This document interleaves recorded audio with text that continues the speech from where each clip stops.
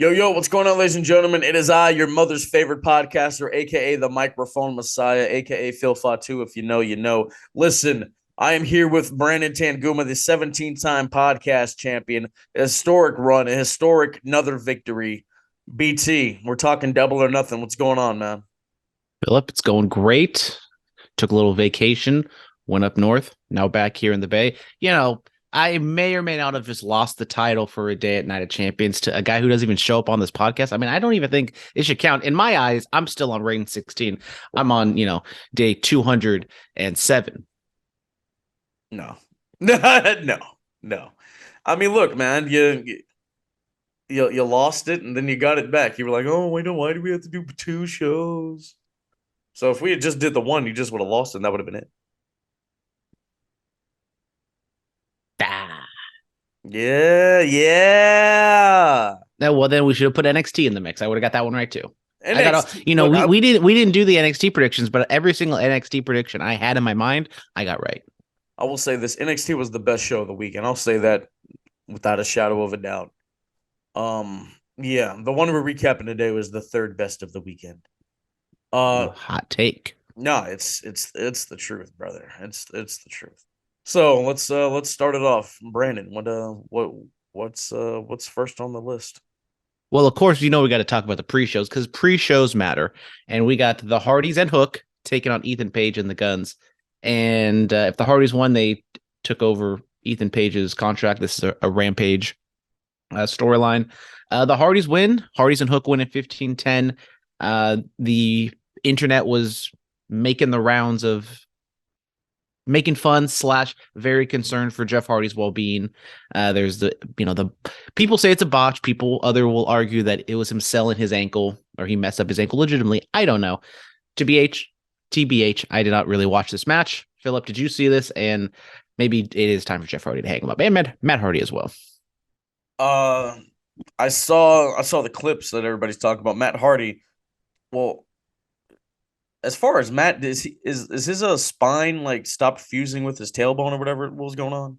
I have no idea. Matt is at this point one of the guys that you see walking, and it's almost like Mick Foley, whatever it was like 10 years ago, when it's like he probably should get something done or just stop walking. And stuff feels pretty sad. He tweeted this out in 2018 in August.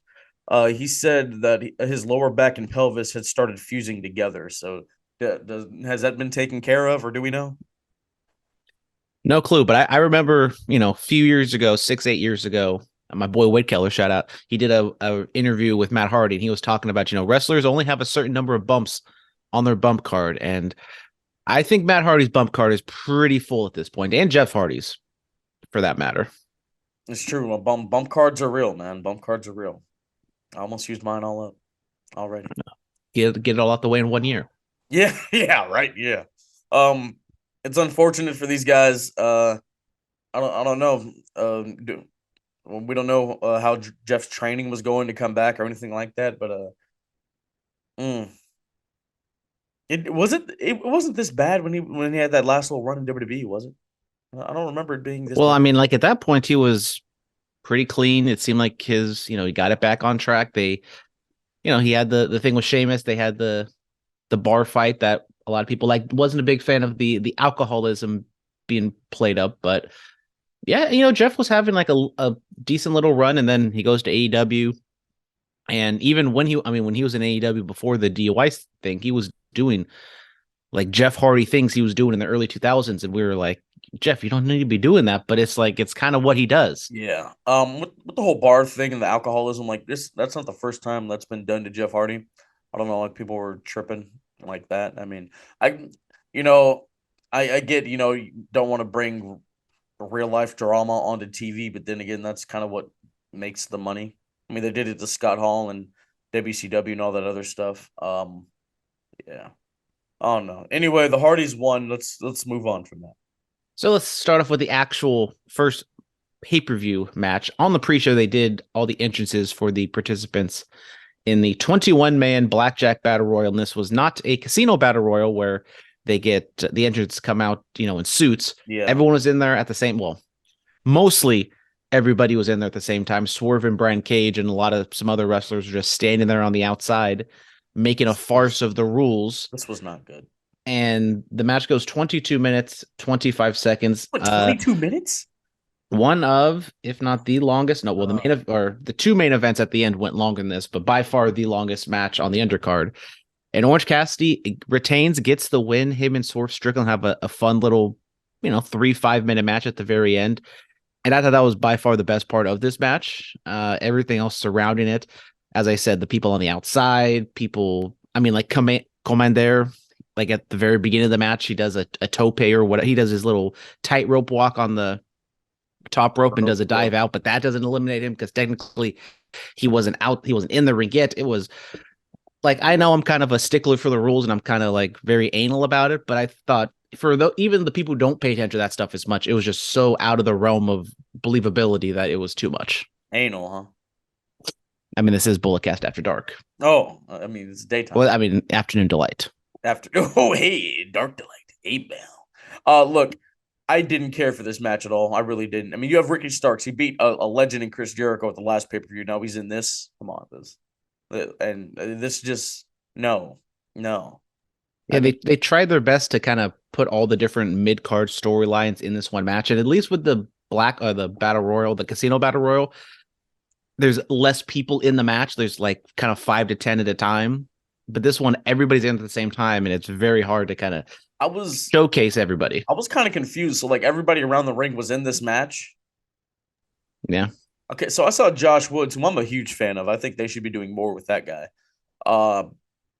I saw him around the ring, and I don't remember him actually even being in the match. I just remember him being outside. Like I was kind of confused by it all. Orange Cassidy still has the title, and we can move on from this.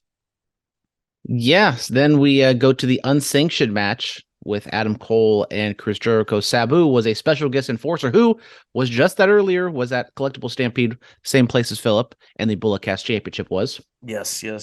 Got to see Sabu and Mustafa Saeed reunite. That was a cool little moment to witness. Shout out to the ECW OGs.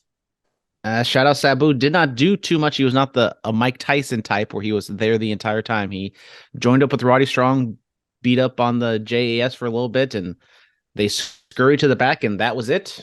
Cole and Jericho go 17 minutes. It's an unsanctioned match, so another hardcore match. 3 hardcore matches on this entire show. This was the first one, and might argue it was the weakest of the 3. And Adam Cole gets the win via submission, referee stoppage, because he just kept wailing on Jericho, and then Aubrey Edwards stopped it. So in an unsanctioned match where AEW isn't liable for anything, the referee was like, "This is too much. I have to stop this and step in." Yeah. Thoughts on your best friend Chris Jericho losing again? If Jericho had to lose, it should have been a better way to do it. I mean, they said something about blood on the eye, and I'm like, I don't really see any blood.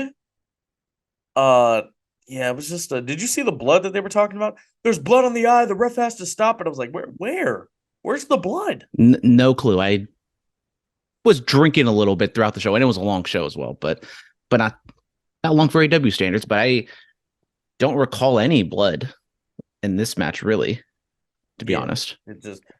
It was, and then just with the Britt Baker run-in, I guess, given what happened to her and everything, and then I think Saraya ran down there too. So this was not a good look for Adam Cole. His first really big pay-per-view match back. He should have just been a straight up one-on-one contest, and just have him, if he has to beat Jericho, then just have him beat him and move on.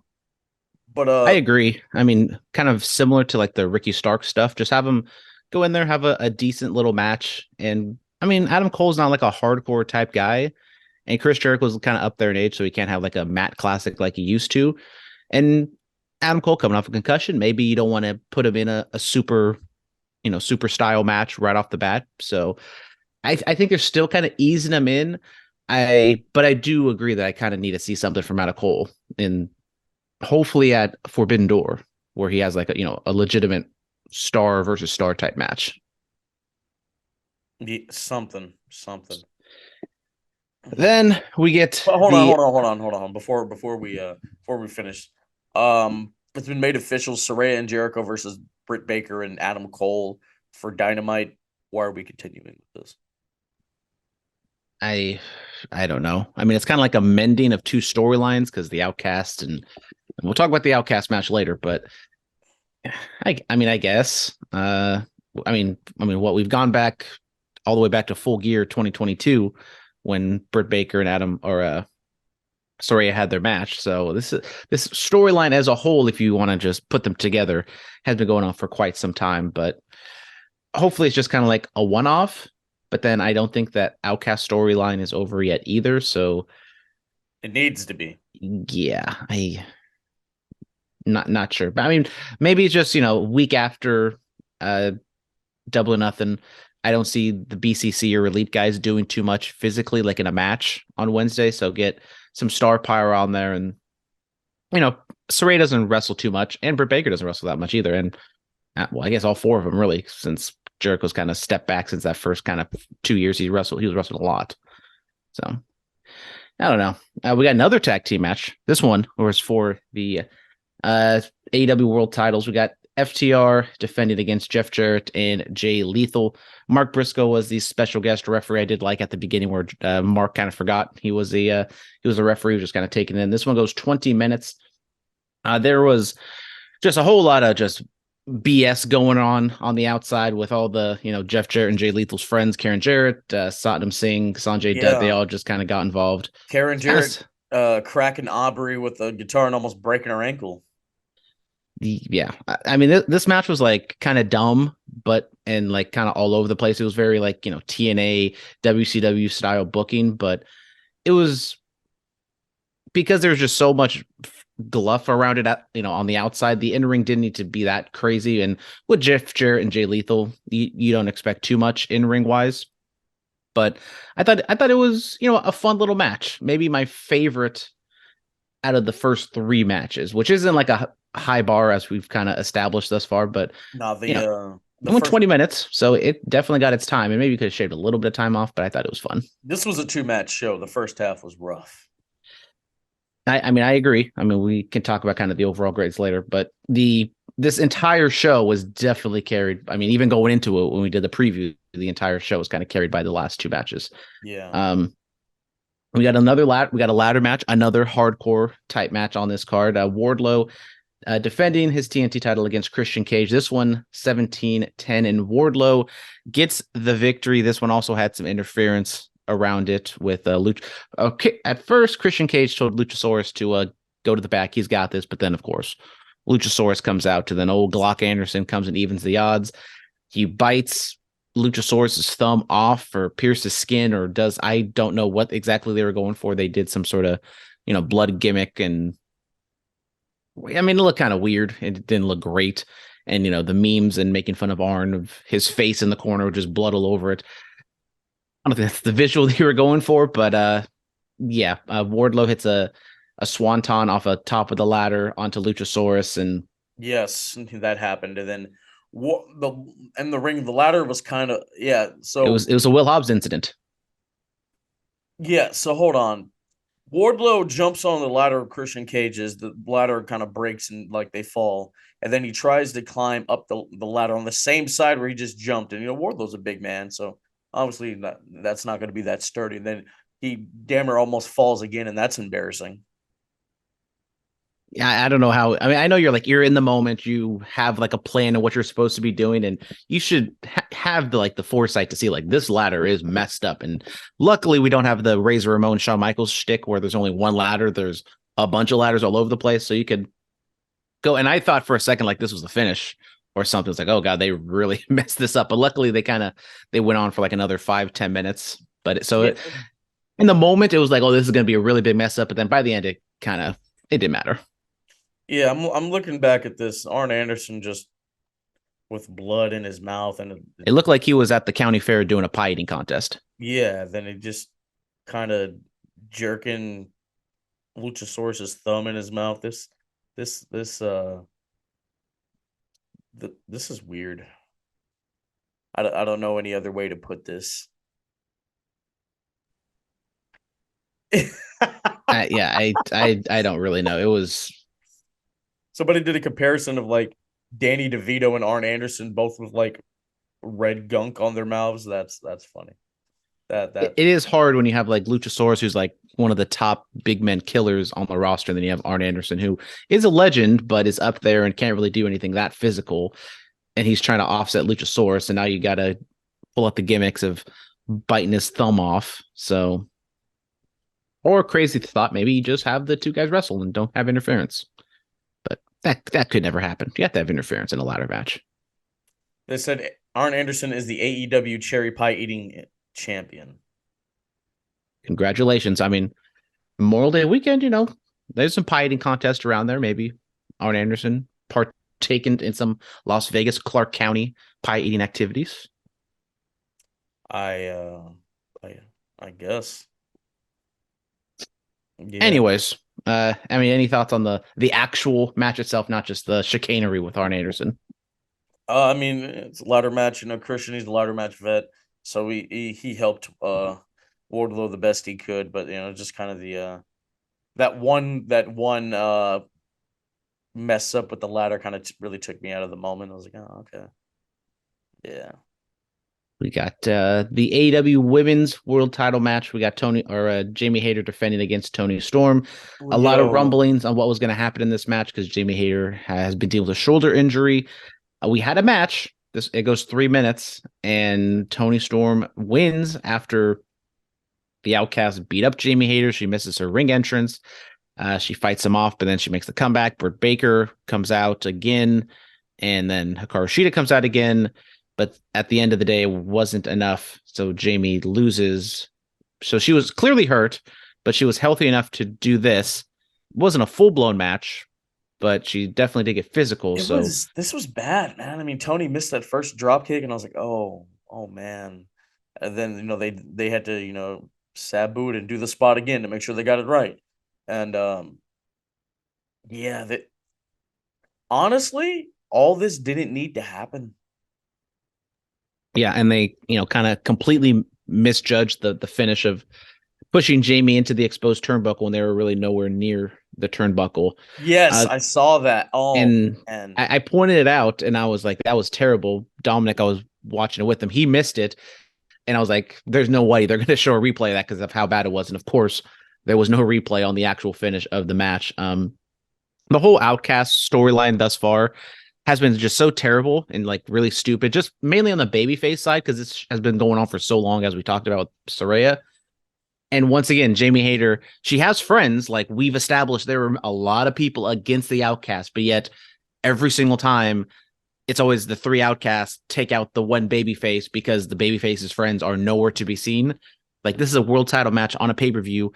You don't think they could have got together and kind of protected Jamie? And like if she was really hurt and she did this type of physicality, I feel as like they could have just told the story of Jamie and Tony having a straight up one-on-one match. Tony can do some underhanded tactics to injure the shoulder. You can still have a short 3-5 minute match, but I just think all the interference on the outside, once again, we've seen it so many times, just makes the baby faces look so stupid. Yeah, I don't want to talk about this anymore. It's just wasn't it. This was not it. Hashtag analysis. Then we got the House of Black open rules match for the trio AEW trios titles. I did not know who this was going to be coming into the show. House of Black make their entrance first, and one thing I want to say: no more impromptu matches on pay-per-views. Like, let's stop doing this. Especially if it's not like a super big surprise, and it turned out to be the Acclaimed and Daddy Ass. And I agree, like you couldn't have just set this up on a Rampage or on Dynamite and give them like a little bit of a backstory. Like it's the Acclaim, everyone loves the Acclaim, but I think especially in the AEW sphere where they've had big surprises and returns and whatever, you kind of set the Acclaim up to fail. Where it's like, oh my God, who's it going to be? Is it going to be, I don't even know. Just people's mind starts to wander on who it could be. And then ends up just being the Acclaimed, someone you see pretty much every single week. If it's going to be them, just give a little storyline or have them just answer the call in a promo. Just be like, all right, House of Black, you want to open challenge? We'll take you on. And he can, Max Caster can do a rap. And shout out Max Caster's rap, one of the best ones he's done. Yes. What did he say? Buddy getting cucked by a kid named Dominic. We had a blackface line, then turned into a cucking line. The blackface line may not have been as funny as we go to the Anarchy in the Arena match, but we'll talk about that. Listen. I was very critical about the way Tony Khan judges or books black talent, and I have things to say about Jade Cargill. I have some takes on that. Stay tuned for that, folks. But my guy's really just allowing guys to wear masks that really just look like blackface on his programming. It wasn't just the mask. Like, it's fine if you just wear like a plain black mask, but it's also the red lipstick or whatever the hell was going on with his mouth. Come on, like Tony, like I know you're not that out of the loop that you don't know what this symbolizes, bro. Like that. Oh my goodness, Vince would never. Like, did we not learn anything from the ACH T-shirt all those years ago? Did we not learn anything? Apparently not. We didn't. So House of Black, Acclaim, and Daddy Ass, 15:30. House of Black retain. Fun, good little match. Anthony Bowens takes a lot of the heat. Billy Gunn makes the tag, and I was a little scared maybe Billy Gunn was going to get the win here because if you notice, Billy Gunn, Billy likes to get his shit in. He doesn't really put too many people over super duper clean, but credit to him, he laid down for the House of Black and stayed down, didn't kick out at 3 1/5. It was fine. 15:30 goes a tad bit long, but if you kind of, if you weren't going to do much with the women's match, I guess you kind of add a little bit more onto this one. No, they could have had 8 minutes. You didn't have to. Not all these matches have to go over 10 minutes, bro. I will say though, in total, the show was under 4 hours, and I forget when I checked my clock, and it was like a little before the 3 hour mark, and it was before the 2 main events, and I thought it was going to go 4+ hours, but credit to them, they kind of kept it under 4, which I think for the AEW limited pay-per-views they do is a good sweet spot. WWE, doing at least once a month usually. I think 3 hours is their sweet spot, and so I think the show over. I mean, we'll talk about the show overall, but I thought the time was not an issue for AEW this week. I'm looking at all these, bro. Like Battle Royal, that could have been 15 minutes. Cole and Jericho could have been 14. I just think that the Battle Royal, there's so many bodies, it's hard to fit 15 minutes. Just start throwing people over the top rope. Boom, boom, boom, boom. The tag title match that could have been 15 minutes. Wardlow and Cage, could have shaved a couple minutes off of that. The women's match, that's fine. House of Black could have been 8 to 10. Yeah. And then Phillip's favorite match on the show, Jade Cargill defending her TBS championship against Taya Valkyrie. Well, Phillip probably liked this match. Both women get really cool entrances. Taya has burlesque or whatever the correct description of those two dancers were. She comes out with them. Then Jade Cargill comes out. I forget what the artist's name is, but she came out to Pretty Girls Walk Like This, and she had a black sorority. I guess it's like the oldest, like in American history or something. Yeah, the AKAs. Yeah. I'm not affiliated, but I used to when I was going to college in Texas. Greek life was really heavy there, so I knew a lot of AKAs. So that was cool. It was a great entrance for Jade. I was happy to see that. Yeah, I mean, this match went what, 850, I think, right? Yeah, 850. Jade wins. This was fine. Yeah, I mean, I thought that the match was like okay. Maybe the announcers went a little too heavy on like, oh my God, Ty hit the last of Valhalla, she's gonna win, and then of course Jade kicks out. Big Boss Vet is the name of the person that sings "Pretty Girls Walk Like This." This is one of the times where Tony Khan spends an absurd amount of money that I approve of for music. Thought it all was fantastic. Just they didn't do too much. They didn't go too long. It was like a sweet spot. Have Jade look like a superstar, get that 60th win, and then they open challenge, I guess, and Chris Statlander just shows up, and why was I supposed to care? I agree. I mean, I know we've been kind of talking about maybe Mercedes being the one, but Chris Statlander has also been a person who's been pegged to beat Jade.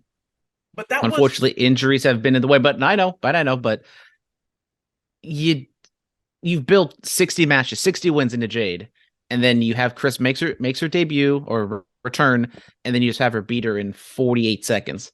Like, I know it's pretty much the same thing they did last year when Mark Sterling did a call out and Athena came out. It didn't lead to a match. It just was a call out. Like, you could have done the same thing and then build to a Dynamite main event and have Chris Statler win there. Like, when do we really see Jade like in a Dynamite main event or a women's match in the main event for that matter, really? And like, it doesn't need to be a 15-minute Dynamite classic, but you can have them like what they did here, wrestle for like 9 minutes.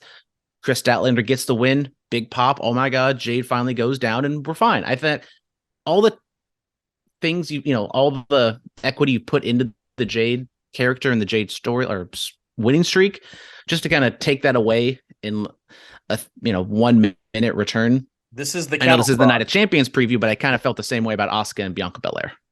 This is the cattle prod to Goldberg. That's kind of what this felt like. Or no, what City Wrestling Radio. So he put out a picture of Daniel Bryan WrestleMania 30. Like, this is what they intended for Chris Statlander's TBS title win to look like.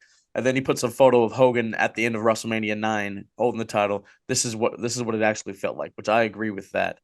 Look, Chris Statlander, when her last match was on Dark in August. The last time she wrestled on TV was, I think, in March of last year. Listen, what about Willow? If you had to do something like this, I don't think people would have been mad if it was Willow Nightingale. She just came off that massive win with Mercedes, and she's been trying to get the Ring of Honor Women's title. That hasn't really gone her way. I have her come out there, have a nice little pop. They can wrestle for at least, I would have given them 3 minutes. Just get a little bit out of that, and then boom, Willow beats her. Oh my God, big pop. I would have done that.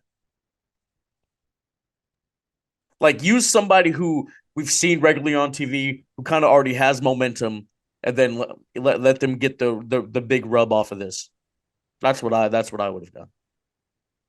I just think a babyface coming out to beat a heel, even though Jade, we can argue what exactly she is, but I just think you shouldn't really, as I said, the dogs agree. Jade Cargill should have at least just kept it for this weekend, even if it's for Dynamite or something, or a couple week feud. Like, I just think Chris Statlander just coming out and then just winning the match just out of nowhere was like, it's kind of like what happens, I think, in wrestling a little too much. You focus more on the pop. And it's like, oh my God, that was a big moment. And what was this? I think this is the only title. The 2 women's matches were title changes. So, but it seemed almost like they're focused on the pop in the moment, and then kind of everything else surrounding what went into this. Yeah, where does she go from here? The internet never lies. That maybe Jade is going to go away for a little bit, and maybe she comes back, not really repackaged, but maybe like a little bit differently. So I would assume maybe that's her coming back as like a babyface, and I think that is a perfect thing for her to do. If she wants to step out for a month or two, maybe come back for All Out and has like a babyface type match against. I mean, who knows who's the top women's champion? I mean, well, look, by September. Look, the women's or the TBS title was used to elevate Jade to another level, and they did it over 500 days as the champion, which seems like just yesterday she won it. That's crazy. You remember she beat Ruby Soho for it, yeah. So I mean, congrats to Jade, hell of a run. She claims she's still that bitch. She put it on Twitter. Let's get her to the main title, please. Agreed. Then we get to the final 2 matches. This is really where the show steps up significantly. The 4-way, the 4 pillars match for the AEW World Championship, MJF defending against Sam Guevara, Darby Allin, and Jungle Boy Jack Perry. Everybody gets a special entrance except for Jungle Boy. Jungle Boy just comes out and everyone waves their hands like they just don't care. Congrats to Sammy and Ty Conti, or Ty Mello, Guevara. I can't keep up with how many names she has. They're pregnant. They're going to have a kid. Shout out Alexa Bliss. She's pregnant.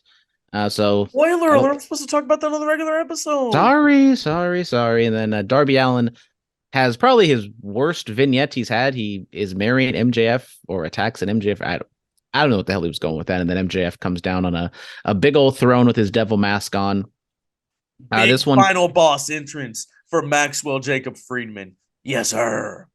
This one goes 27:50. Technically longest match on the show if we're gonna go by Wikipedia. And Wikipedia is a great source of information, kids. This was awesome. I really enjoyed this match. The story going in was not fantastic, but this was just a, shut off PWG spot. And there was some good stories like sprinkled in throughout of, everyone hitting their mentor, Big Brother's finishing moves. I did like that. Guevara with the code breaker, Jungle Boy with the kill switch, Darby with the Scorpion Death Drop, MJF with the Crossroads. He got a bigger pop hitting the Crossroads than Cody's own brother hitting the Crossroads. Let's not forget that. And then I did like the story. They kept going back to that side headlock takeover. From was it All Out last year? Is that when that happened or no? I thought that was like Pandemic All Out or I think it was Pandemic All Out. Yeah, when MJF beat Darby Allin with a side headlock takeover, and then he did it again in this match. But yeah, multiple Canadian destroyers, multiple spots. MJF grabbing the mic and say, "Sammy, got a kid on the way. Just lay down. You're gonna need the money." Sammy said he'll do it, and then kind of small packaged him, and this whole thing just flew. It was great. Why were the announcers by the ring this time? That was weird. I don't know. I think they were trying something different and didn't work out. Yeah. I mean, we saw a lot of people kind of run into them. We didn't get a broken table spot, so it wasn't like that was the main reason for it. Maybe just trying something different. Maybe the staging was bigger that they felt they do it by the ring. I don't know, but I did like Excalibur being a little snippy at Tony Schiavone. Was like, "Oh well, we did this at Fight for the Fallen 2019. Tony, come on, keep up." And I was like, "All right, Excalibur, calm down." But I agree. I really love this match. I thought it was fantastic. It's this or the Anarchy in the Arena for best match, and I probably lean towards this one just because it was a straightforward, wrestling type of match, and I really enjoyed it. Hopefully, this is kind of the ending for this Four Pillars thing, but I kept harping on it of Darby Allin and MJF. I felt as though was the strongest feud out of the combinations in this match. And what happens? Darby looks like he has Jungle Boy beat. MJF slides the title in there, and he hits him with the headlock takeover again. Technically a clean win because there's no rules in a fatal four-way, but obviously MJF underhanded tactics a little bit, and possibly you run it back at, I don't think, yeah. I mean, you could do the shtick where MJF is like, fuck New Japan, I don't want to wrestle any of those guys, and so he just wrestles Darby Allin at Forbidden Door. I don't know what they would do because I think they have kind of set the door up for some sort of Darby Allin MJF rematch. It's been making the rounds on like all these different podcasts and whatnot for for Sting to wrestle MJF and possibly Sting have his retirement match against Maxwell for the world title. And if they're going to continue with this whole Darby thing, I think that would be the way to go. Sting gets involved somehow, and Brandon, he's back now. What are your thoughts about this? People have been talking about it on different podcasts, Sting versus MJF retirement match. Sting MJF retirement match? Yeah. Oh my God. Almost like I brought this up for Wembley and then everyone just laughed in my face. I know. Now everybody's talking about it. I know. What a thought. What a concept. Us, bro. Yes, us, not me. No, people are listening to us. I got people behind Omos, I mean, this card would have been better if Omos was on it. I'm just gonna say, but yeah. No, Sting, MJF, Wembley. That seems like something. What a concept. What a concept. What a concept. I wonder how they get there. The main event, 27 minutes flat. There was blackface involved. Tony Khan. How culturally insensitive. I wonder if they did like a dry run, like they did rehearsals, and he didn't have the mask on, and he just showed up. First time Tony Khan saw right there by Gorilla. He had to have seen this dude with this mask on. Like I would have been like, no, take that off right now. I don't know. I know it is dark at Gorilla, so maybe he couldn't. Nah, brother. Nah. I'm not trying to make excuses. I just don't know how that gets on television. When you're culturally insensitive and you're not woke, as the kids say, That's how that happens. And I mean, blackface aside, I wasn't a fan of the singing and the live rendition of Wild Thing. Like, I loved what they did last year, where they just had the music kept playing. You were there. Yeah, and it was very reminiscent of the Gangstas and a lot of different things that happened in wrestling history. Yes. Like, I was fine if they just did that again, or you switch it up and you put Carry On Wayward Son as the backdrop. And I know there's two kind of different types of songs, but I just didn't like it just didn't sound good. Like, to be honest, that's kind of what it came down to. It just if you just played a recording over the loudspeaker, it would have sounded better than the live band playing that song. I get why they had them just keep going, because Young Bucks super kicked the dude, so that ends the song, which is a creative way to end it, I guess. Yeah. Let me see. Matt Jackson with the barefoot thumbtack spot was wild to me. And then because of an exploding super kick. Well, yeah. We're just gonna walk past the exploding super kick. No, I had a whole list, bro. Yeah, but the exploding super kick came before the thumbtack spot, because that was in retaliation. Okay, I'm not going in order. I don't care. I don't give a damn. Fuck the order. Yeah, exactly. Thumbtacks in the mouth was interesting. The exploding super kick. Yay, everybody's talking about this. Woo. Better explosion than that exploding barbed wire match they had. Tell you that right now. Last year's Anarchy in the Arena was much better. I'll say that.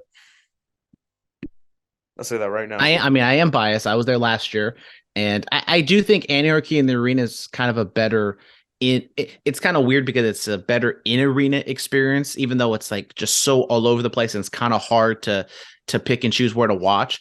But like, at least when you're in the arena, you can focus on one type of thing, and you're like, oh my god, Claudio and Matt Jackson are fighting. I'm just going to focus in on them, and I'm not really paying attention to a lot of the other stuff. Maybe I'll peek up at the Jumbotron and see something happen. But when it's on TV, it just was going a mile a minute trying to fit everybody in there. I mean, I completely missed Rick Knox blading and getting bloodied on the show. I completely missed that part. Didn't see that until like a review or a replay later. Yeah, this one was kind of like all over the place. It was fun. Like, don't get me wrong. Like, it was a fun time. But it was just kind of all over the place. I thought production was a little shaky to begin with, but I think once they kind of all came together for the finish, it kind of got back on track. But I do agree, and I will say this, being biased, I do like the original one a tad bit better. I don't know how much of a hot take that really is, but I thought like the ending kind of came together quite nicely. That a lot of spamming of the finishers.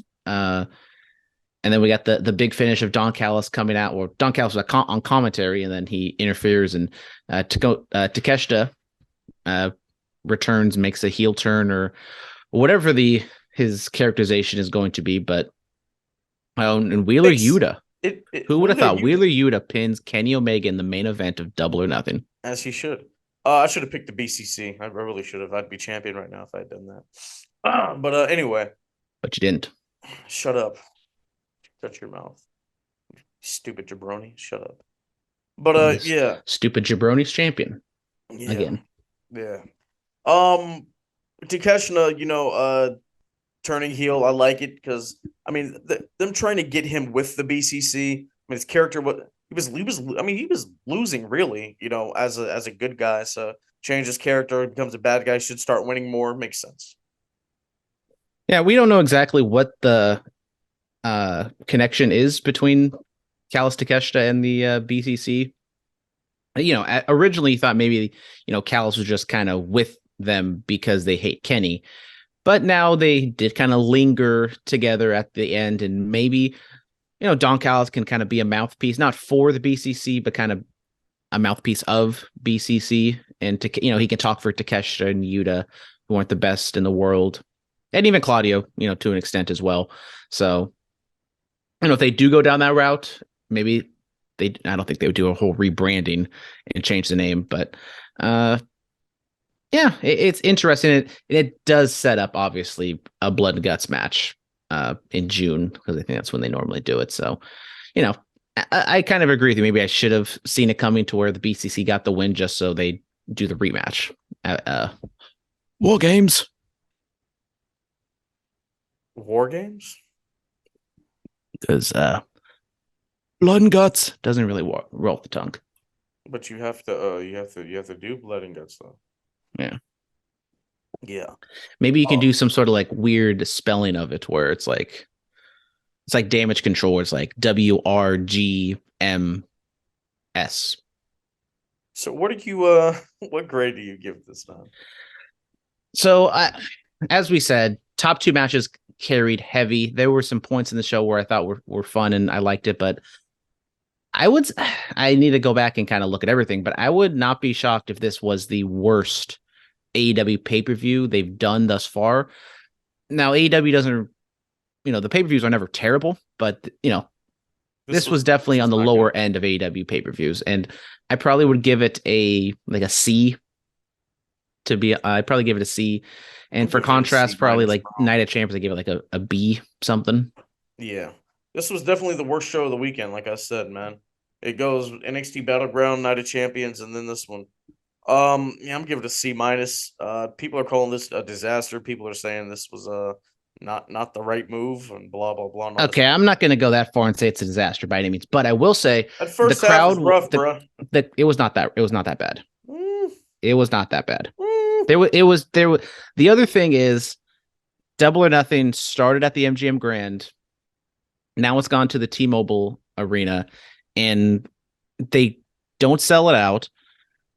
And that is a big arena, and if you don't sell it out, it's gonna sound very cavernous, and the crowd is not gonna be that lively.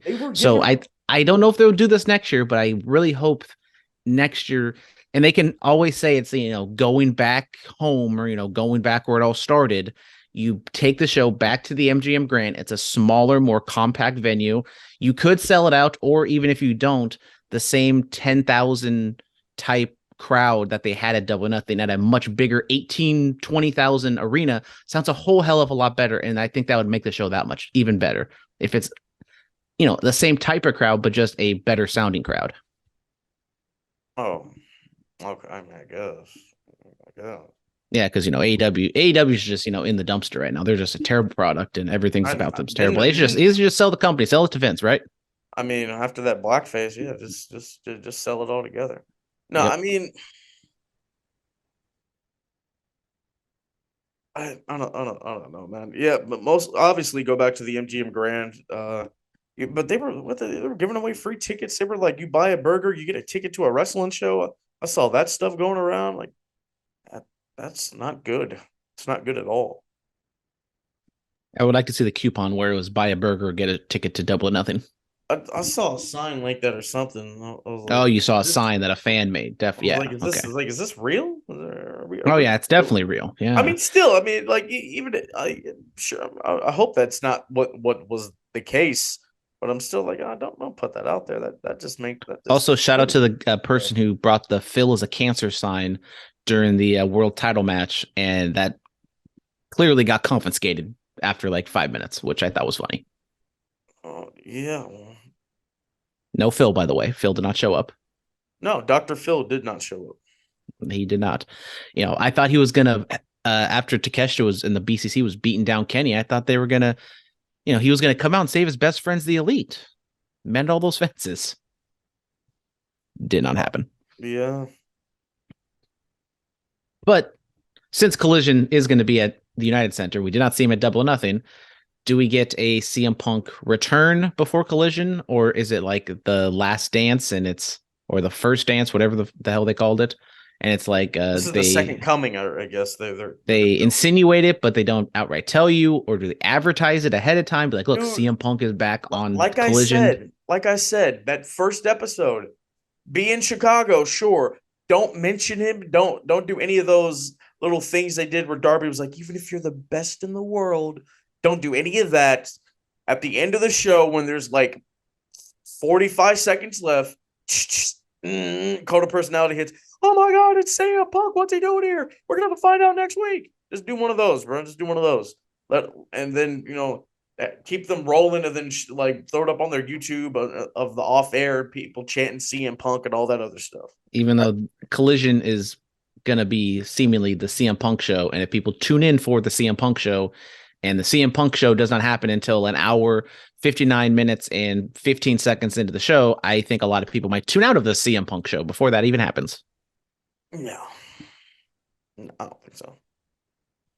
And I don't know anything. Phillip's the head booker. I don't know anything. I'm just an idiot wearing a tie-dye hoodie in my Crocs. Bro, if I was booking this pay-per-view would have been like would have been just 3 hours on the dot, and things would have been different. Like Jade wouldn't have lost like that. Yeah. Anyways, that's it for today. That is it for today. Ladies and gentlemen, get ready for the summer of greatness. Let's talk about some real good news. Roman Reigns' schedule is out. I'm so excited. Oh my God. My heart still hurts after what happened. Brandon, I was crying. It's bigger news than when the NFL schedule dropped. No, of course. Like, who cares about that? Those games are fixed anyway. Who cares? But yeah, man. I was crying when the betrayal happened. Go listen to my recap of Night of Champions with Tim for Pro Wrestling Unlimited. Thank you for helping me out, brother. You're always welcome on the BC. We will be back Thursday at noon. We recap the fallout of Double or Nothing, Night of Champions, and all. We talk about all the outside of the ring stuff. Even going to be talking a little Impact Wrestling Under Siege because, hey, that was better than Double or Nothing. All right. Thank you guys so much. Be safe and stay dangerous. Yes, sir.